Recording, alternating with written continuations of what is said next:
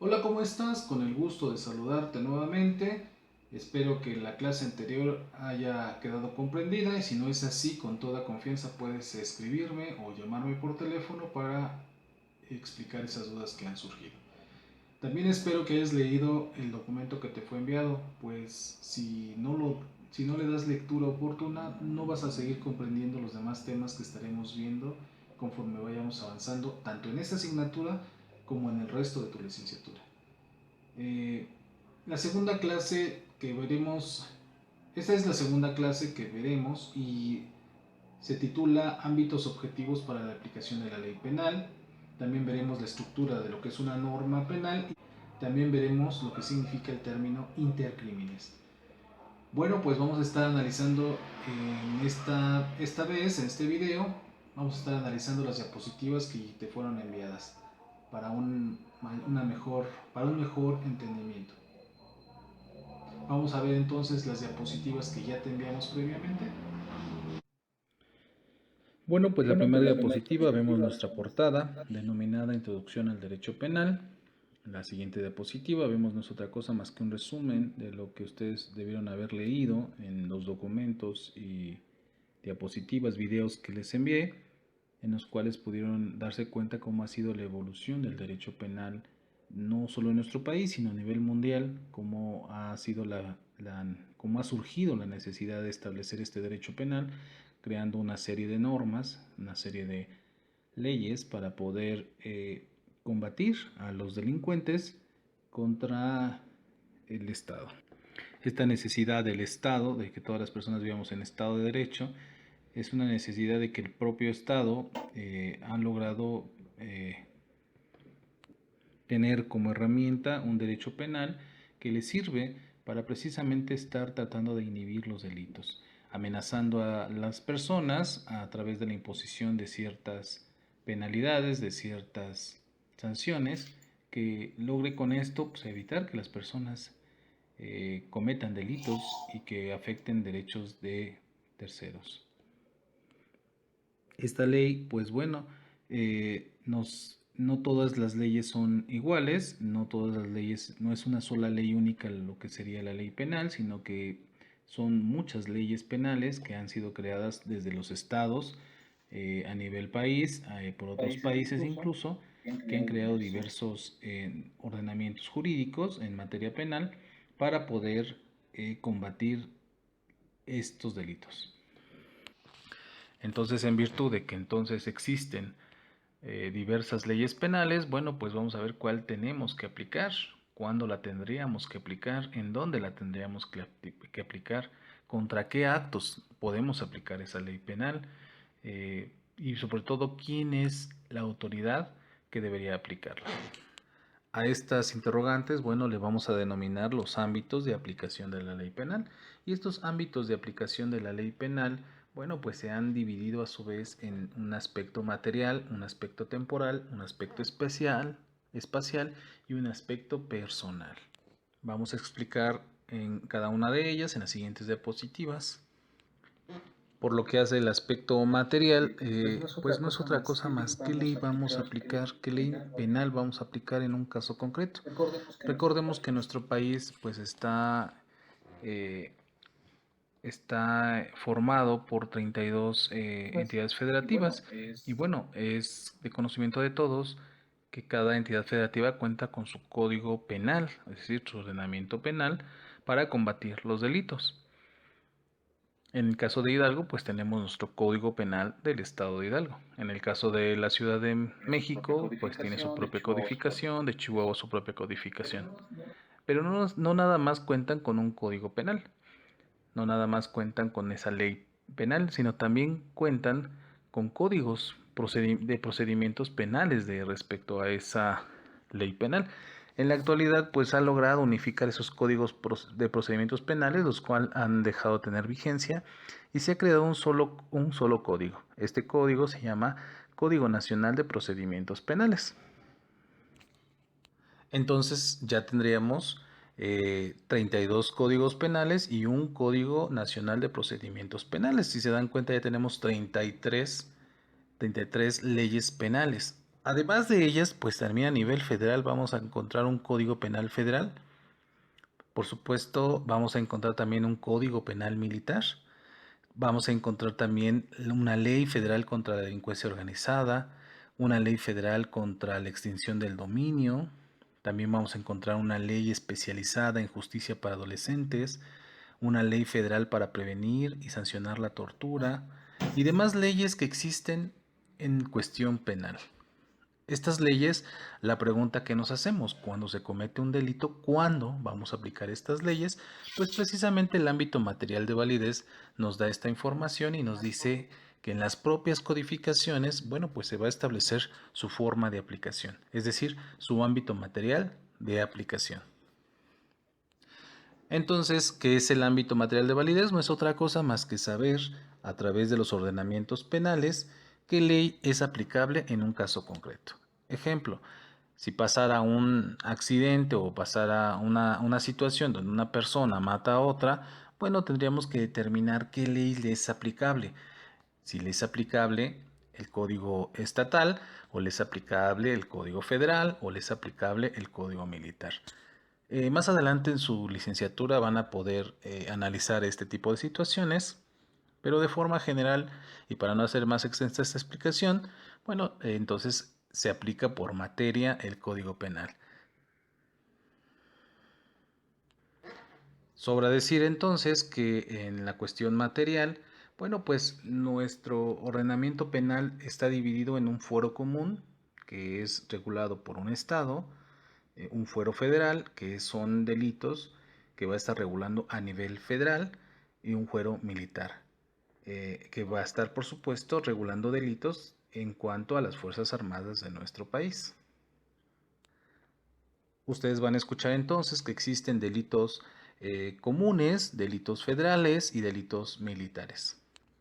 Por supuesto que el órgano que va a conocer de estos delitos pues va a ser un juez local, un juez común, también existirá un juez federal y también existirá un juez militar.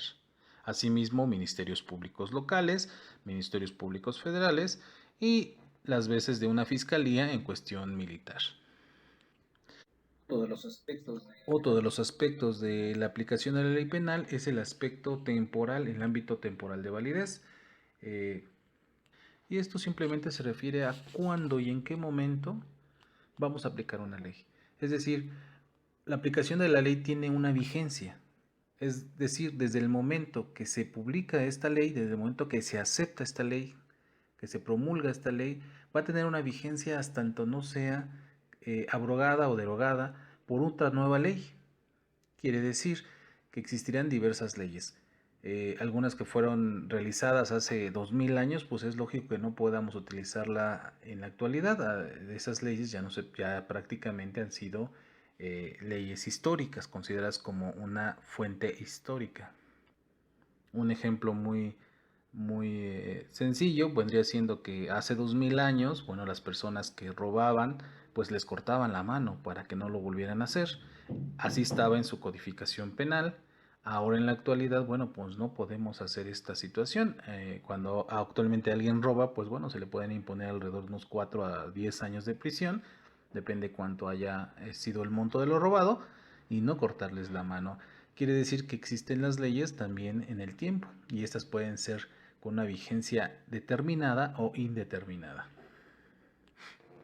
El propio Código del Estado de Hidalgo en su artículo sexto, como vemos en la lámina, dice que la ley es aplicable y vigente al momento de realizar el delito. Es decir, al momento de que se cometa un hecho posiblemente constitutivo de delito, en ese momento vamos a aplicar la ley que se encuentre vigente. Dentro de este ámbito temporal de validez, bueno, vamos a encontrar un principio de la irretroactividad. ¿Qué es esto? Bueno, pues que las leyes no son que surjan posterior al hecho delictivo, si afectan a la persona que cometió el hecho delictivo, bueno, pues no van a ser aplicables. Pero si esa norma que se aprobó posterior al hecho delictivo le beneficia de alguna forma a la persona, bueno, este podrá favorecerse con la aplicación de esta norma jurídica. La pregunta que de la siguiente lámina es ¿dónde vamos a aplicar La pregunta que nos hacemos de la siguiente lámina es ¿dónde vamos a aplicar esta ley penal? ¿En dónde? Bueno, pues como lo habíamos comentado que existen diversas leyes, bueno, también en esas leyes dice hasta dónde puede abarcar nuestra ley penal. En el caso del Estado de Hidalgo, bueno, nuestro Estado de Hidalgo va a aplicar la codificación penal entre los 84 municipios solamente, no va a poder realizarlo en el Estado de México, en el Estado de Chihuahua. Esto es porque ellos también tienen ya su propia codificación penal. Entonces, si el delito se ocasiona en algún lugar del Estado de Hidalgo, bueno, va a ser aplicable el Código Penal del Estado de Hidalgo. Entonces, cuando hablamos del ámbito espacial de validez, bueno, nos estamos refiriendo a la territorialidad que tiene ese código. Hablemos de, por ejemplo, que un avión sale de la Ciudad de México, donde se sube una persona que quiere matar a otra, sube el avión y empieza el vuelo del avión y se dirige a Europa. Bueno, pues en pleno océano la persona decide matar a la otra, entonces la pregunta sería, en el ámbito espacial de validez, ¿qué norma deberíamos aplicar? ¿La del avión, la del país donde está volando el avión, el territorio del avión, o qué ley debemos de aplicar? Precisamente este ámbito espacial de validez, por supuesto, como ya lo hemos comentado, se encuentran en la estructura de las propias normas. Por último, vemos el ámbito personal de validez. Esto es que ninguna condición personal puede oponerse a la aplicación de las leyes penales. ¿Qué quiere decir esto? Que la ley es aplicable de forma igualitaria para todos. La ley penal tendrá sus excepciones, pero también tendrá su forma de aplicación. Un ejemplo de esta situación vendría siendo el artículo 8 del Código Penal para el Estado de Hidalgo, que establece que, bueno, pues que se va a aplicar este código, es decir, el Código Penal del Estado de Hidalgo, por igual a todas las personas, con algunas excepciones que establezca la ley. Ahora veremos la estructura de la norma penal. La norma penal contiene en su estructura dos importantes partes. Una parte que ordena y la otra que prohíbe un cierto comportamiento de las personas. Es decir, actuar en contra de la norma penal trae una consecuencia jurídica. La norma penal, a su vez, por supuesto, va a tener un supuesto de hecho que nos va a decir que hagamos alguna situación o bien que nos prohíba hacerla. Y la forma de obligarnos a las personas a realizar esa conducta, bueno, es a través de la imposición de una sanción, actualmente llamada una pena. Entonces, un supuesto de hecho es algo que las personas no deben de realizar. Ejemplo, privar de la vida a alguien. Pues que si privas de la vida a alguien vas a tener una sanción. En este caso, nuestro Código Penal del Estado de Hidalgo establece que quien prive de la vida a alguien comete el delito de homicidio y en consecuencia se le impondrá una pena de 10 a 30 años de prisión. Durante su aprendizaje en esta licenciatura ustedes van a encontrarse que hablamos de tipos penales. ¿Qué son los tipos penales? Bueno, no es otra cosa más que los supuestos de una norma penal que no debemos de realizar o que debemos de hacer. Un tipo penal estaríamos hablando que es el homicidio, las lesiones, el estupro, el aborto, el robo, el asalto, el despojo. Esos son tipos penales o también llamados supuestos penales.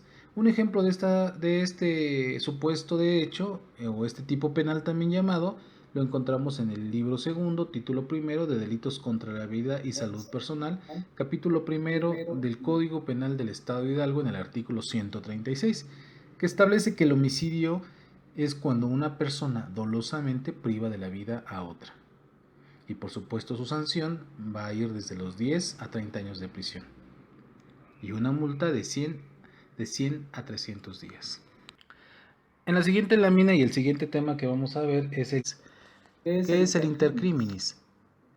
También se le denomina camino del delito, es decir, son las fases o etapas que sigue una persona para cometer un supuesto de hecho, es decir, encontrarse en el tipo penal, encontrarse en ese supuesto del tipo penal. Es decir, si una persona va a cometer un homicidio, bueno, el intercriminis es todo lo que pasó previo a que esta persona cometiera el delito de homicidio. En otras palabras, para llegar a la consumación del delito es necesario seguir un camino que va desde la idea de cometerlo, es decir, que surge en la mente del sujeto activo, de la persona que intenta cometer este delito, hasta que logre consumarlo.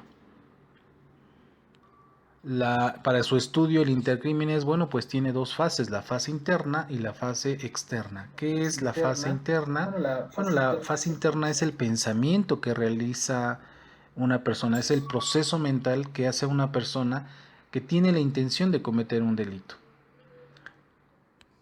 En esta fase interna, bueno, el sujeto activo, es decir, la persona que va a cometer el delito, primero tiene la idea de cometer el delito.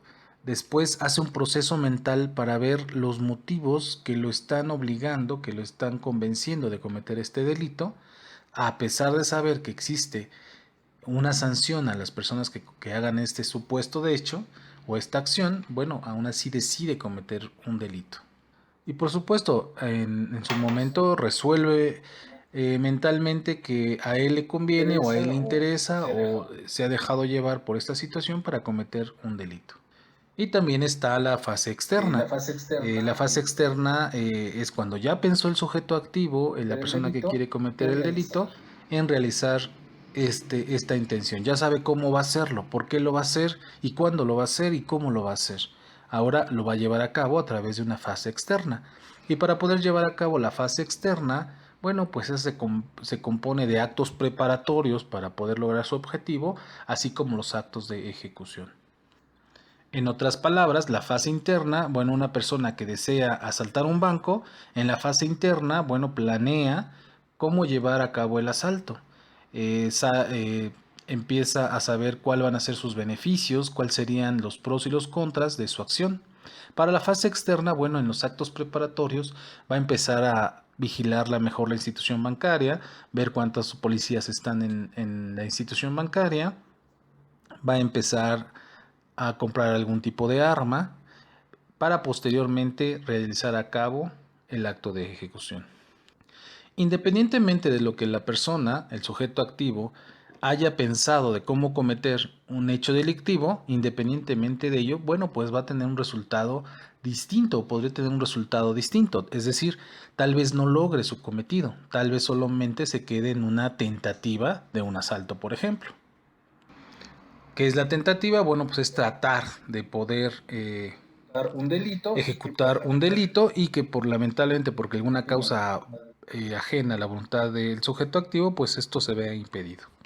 Entonces, por lo que hace a la tentativa, al delito frustrado, a un delito imposible, al delito consumado, bueno, pues esos ya serían prácticamente los actos de ejecución que llevaría a cabo una persona.